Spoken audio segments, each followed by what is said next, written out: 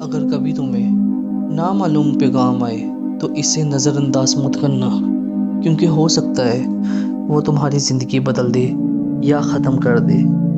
ایک صبح جب میں بیدار ہوا تو میرے موبائل پر ایک نامعلوم نمبر سے پیغام آیا کہ تمہارے اکاؤنٹ میں 50,000 روپے منتقل ہو گئے ہیں۔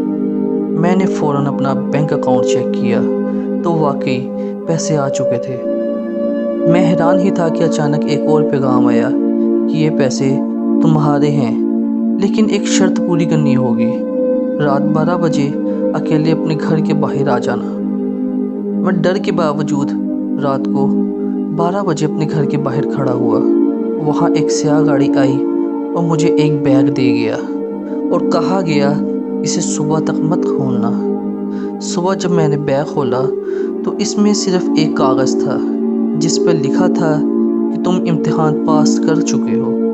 اس دن کے بعد مجھے روز نئے کام ملنے لگے اور ہر کام کے بدلے پیسے ملتے تھے۔ لیکن ایک دن ایک ایسا کام آیا جس میں مجھے ایک شخص کو ایک پیکٹ دینا تھا بغیر اس کے چہرہ دیکھے، لیکن غلطی سے میں نے اس کا چہرہ دیکھ لیا۔ اس کے بعد پیغامات آنے لگے کہ تم نے اصول توڑ دیا ہے اور اب تم اس نظام کے حصہ نہیں بلکہ ہدف ہو۔ میں نے نمبر بلاک کر دیا، سم بھی تبدیل کر دی، لیکن پیغامات پھر بھی آتے رہے۔ پھر ایک آخری پیغام آیا کہ رات 12 بجے واپس اسی جگہ آؤ ورنہ انجام برا ہوگا۔ میں گیا تو وہاں ایک شخص نے کہا، ہم لوگوں کی لالچ کا امتحان لیتے ہیں اور تم اصول توڑ چکے ہو۔ اس نے کہا اب تم نظام کا حصہ نہیں بلکہ ہدف ہو۔ اس رات کے بعد سب کچھ بدل گیا۔ پھر میں نے سمجھا کہ سب کچھ ختم ہو گیا ہے، لیکن اصل کہانی اب شروع ہوئی تھی۔ اگلے دن میرا فون خود بخود آن ہوا اور اسکرین پر لکھا تھا خوش آمدید ہدف۔ پھر ایک ویڈیو خود چلنے لگی جس میں میری پچھلی رات کی ریکارڈنگ تھی، لیکن سب سے خوفناک بات یہ تھی کہ میرے پیچھے ایک سایہ بھی موجود تھا جو مجھے فالو کر رہا تھا۔ پھر پیغام آیا کہ تم اکیلے نہیں تھے۔ اس کے بعد مجھے ایسے کام دیے جانے لگے جو پیسوں کے لیے نہیں بلکہ بچنے کے لیے تھے۔ پہلے کام یہ تھا کہ 24 گھنٹے کسی سے بات نہیں کرنی ورنہ اس شخص کو نقصان پہنچے گا۔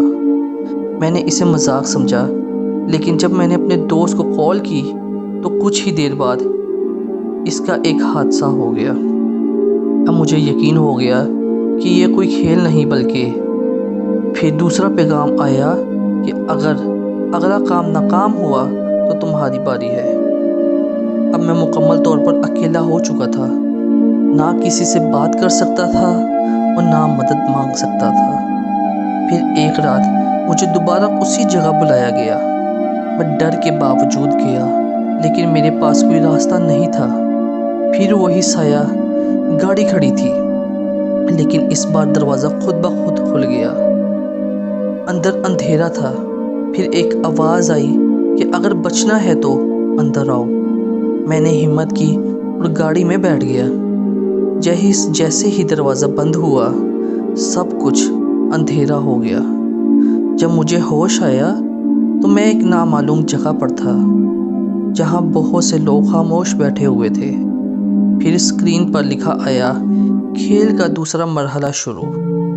اس وقت مجھے سمجھ آ گیا کہ میں اب صرف ہدف نہیں ہوں بلکہ اس کھیل کا حصہ بن چکا ہوں جہاں سے واپسی ممکن نہیں۔ یہ کوئی عام کھیل نہیں تھا بلکہ ایک خفیہ نظام تھا جہاں لوگوں کو منتخب کر کے ان کی زندگی کنٹرول کی جاتی تھی۔ دوسرے مرحلے میں ہمیں ایک عمارت میں رکھا گیا جہاں سب لوگ خاموش اور خوف زدہ تھے اور ہر کسی کے ہاتھ میں ایک آلہ تھا جو مسلسل چمک رہا تھا۔ پھر اسکرین پر اصول آئے کہ صرف وہی بچ سکتا ہے جو مکمل ہدایات پر عمل کرے گا۔ پھر کام یہ تھا کہ ہر شخص اپنے سامنے والے کا چہرہ یاد رکھے گا لیکن کسی سے بات نہیں کرے۔ تھوڑی دیر بعد اعلان ہوا کہ آپ لوگوں میں سے 2 लोग गायब हो जाएंगे। इसी वक्त लाइट्स बंद हो गई और पूरा हॉल अंधेरे में चला गया। जब लाइट्स वापस आई तो वाकई 2 लोग गायब थे। सब खौफजदा थे, लेकिन कोई बाहर नहीं जा सकता था। फिर मेरे आले पे पैगाम आया कि तुम खास उम्मीदवार हो। मैं हैरान रह गया क्योंकि सब कुछ पहले से तयशुदा लग रहा था। अगले दिन मुझे एक अलग कमरे में ले जाया गया जहां स्क्रीन पर मेरी पूरी ज़िंदगी की रिकॉर्डिंग चल रही थी। फिर एक शख्स ने कहा कि यहाँ कोई भी इत्तेफाकन से नहीं आया, सबको मुंतखब किया गया है। इस वक्त मुझे यकीन हो गया कि मैं यहाँ गलती से नहीं आया, बल्कि मुझे चुना गया था। जब मैं वापस जाने चाहा तो दरवाज़ा बंद था। आखिरी पैगाम आया कि वापस सिर्फ उसी वक्त मुमकिन है जब तुम अगले ऑपरेटर बनोगे। इस लम्हे मुझे समझ आ गया कि ये खेल ख़त्म नहीं होगा, सिर्फ खिलाड़ी बदले जाते हैं। आखिर में मुझे एक बड़े कमरे में ले जाया गया जहाँ एक स्क्रीन थी और सामने वही शख्स था जो मुझे पहले स्याह गाड़ी में मिला था। इसने कहा कि तुम तमाम मराहल मुकम्मल कर लिए हैं, अब 2 रास्ते हैं, या तो तुम इस निज़ाम का हिस्सा बन जाओ और नए लोगों को कंट्रोल करो, या सब कुछ ख़त्म करके अपनी ज़िंदगी में वापस चले जाओ, लेकिन तुम्हारी यादें मिटा दी जाएंगी। मैं खामोश रहा क्योंकि फ़ैसला करना मुश्किल था। एक तरफ सब कुछ खोकर आज़ादी थी और दूसरी तरफ ताकत थी, लेकिन इंसानियत के बगैर। फिर स्क्रीन पर मेरे घर वालों की तस्वीरें आ गईं, जिससे मुझे अंदर से तोड़ दिया। फिर उल्टी गिनती शुरू हो गई और कहा गया कि फ़ैसला ज़रूरी है। मैंने गहरा सांस ली और कहा कि मैं इस खेल का हिस्सा नहीं बनूंगा।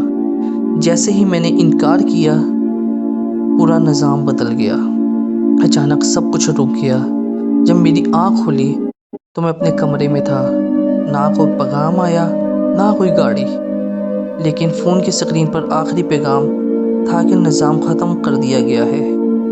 मगर सबसे अजीब बात यह थी कि मेरे मोबाइल में एक नया नंबर महफूज था जिसका नाम ऑपरेटर था, और आज भी कभी कभी रात 12 बजे वो नंबर खुद ब खुद एक्टिव हो जाता है।